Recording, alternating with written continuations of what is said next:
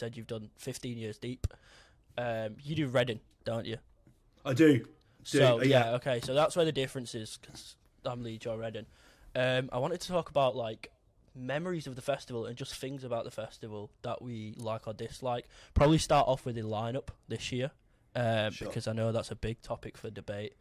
It's a big topic for debate every fucking year. Yeah, let's just make that clear. Yeah, that's very true. I know that. So when it came out, we had a few interactions on Twitter briefly, and I think the vibe that I got was that you were like way more up for it than a lot of people. I think you seemed a lot more neutral. So, and if you don't know, this podcast is being recorded out of order. So like this, although this is episode 1, it's maybe like the 4th or 5th we've recorded, but a lot of the episodes have had brief moments where it has turned into an Imagine Dragons hate podcast. There have been moments in most of the episodes. So since you were kind of like a bit more neutral, I want to hear your side of this. I want to know like kind of where you come from, what you're thinking about it. Sure. I thought about this the other day quite at length.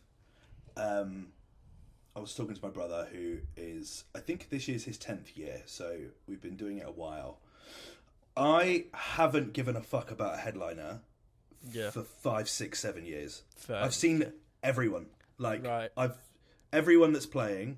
I'm not going to go see Lewis Capaldi, but I've seen them. Like, I've seen Foles more times than anything. I've seen Sam Fender 3 times last year. So the Killers played my first year. Lewis Capaldi I don't care about. Billie Eilish, she did 2019. Andy Glastonbury, Imagine Dragons, I've seen play the Radio 1 stage. I've not cared about a headliner for so long. Yeah. But it's the Biceps, the Loyal Carners, Wet Leg, Trippie Redd, Slow Tie, Nothing But Thieves. Like, this is the stuff that... That's where the memories are made. Because that's the thing that I think my issue came with those kind of sub-headliners, not necessarily with the acts that were picked, but just kind of the placement of them. That doesn't... I know, like, some of those acts have been around for a while, but I think there's just one too many that have only been doing their thing for like a year or just a bit over a year, and it kind of... I don't know about how they'll hold up as a sub. For sure. It kind of feels like anything they now add to it has to be smaller. Because we've got all 4 sub-headliners. They've not done it like last year where we had one left to announce. I feel like anything now that gets added kind of has to be smaller, and I'm like, how can we add quality while keeping it consistent with what's already on there? And I think for me, and this is just my approach and how because I've been doing it so long, I get fucking excited when I go and watch someone on the introducing stage that no one's heard of. Yeah.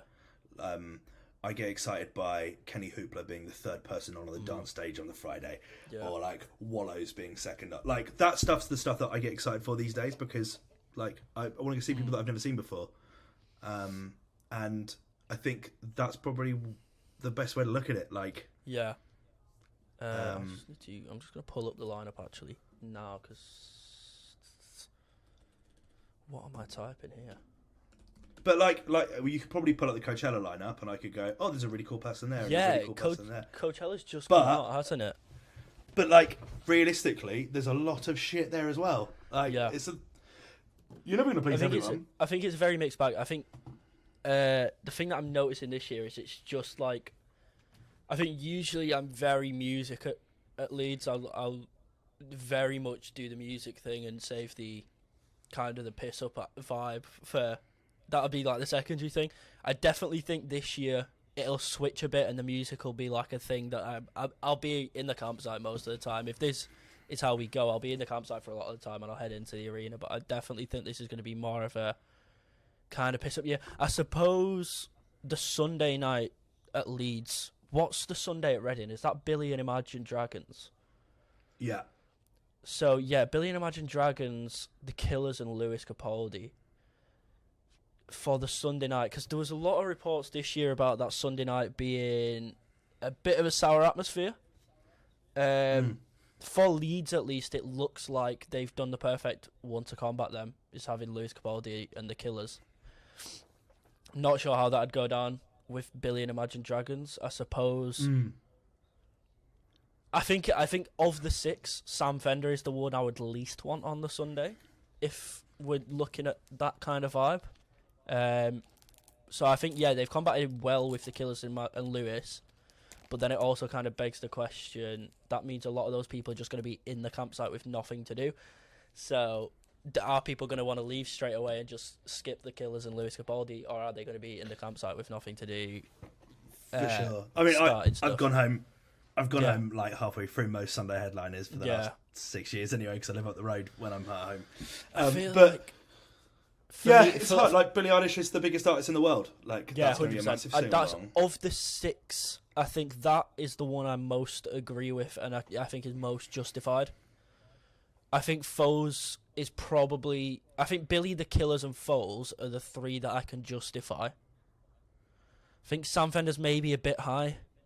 If I'm taking stuff from it that doesn't need to be taken from it, Sam Fender has every right to be there. Don't know if he should be as high. Imagine Dragons. Like, I know it's the weird one. Everyone's kind of slagging them. They are big, and I think they'll pull. I definitely think they'll pull a crowd. I definitely think they'll pull a bigger crowd than Foles. Don't know if they'll pull a bigger crowd than anyone else, but they are big. It just depends whether they connect with Reading and Leeds crowd. I think Lewis will have. I think of the 6 headliners, I'm expecting Lewis to have maybe the biggest crowd. You reckon? I don't know, because it's hard with Sam Fender and Billy being on there. I definitely think he'll have. I don't know, because Sam Fender has a lot of diehards, like people. Sam Fender will. That's the thing. Like, be massive. That's the thing. I couldn't care less about Sam Fender anymore. Like, I used to be a big fan of Sam Fender, and I'm kind of just bored of him now. But I'll still see Sam Fender. Like, I feel like Sam Fender's gonna have the backing of any indie casual, even if they're not kind of like a big Sam Fender fan. Anyone who's there for the indie vibes, realistically, you're going to see Foles or Sam Fender. And I'll bet. Well, he's also a heartthrob, right? Yeah, he's exactly. Also a heartthrob. So he's going to be an entire demographic there of people. Yeah, exactly, that are exactly. For that. So I think Sam will get that big one, but I just think there's something about Lewis that stands out. I feel like he is the most casual listener kind of artist of those 6 headliners. I feel like if you're gonna like any, I don't know, I just feel like the most. I don't want to say vanilla because it's almost like a sour term, but like I feel like the term vanilla. He's the most. He is very most.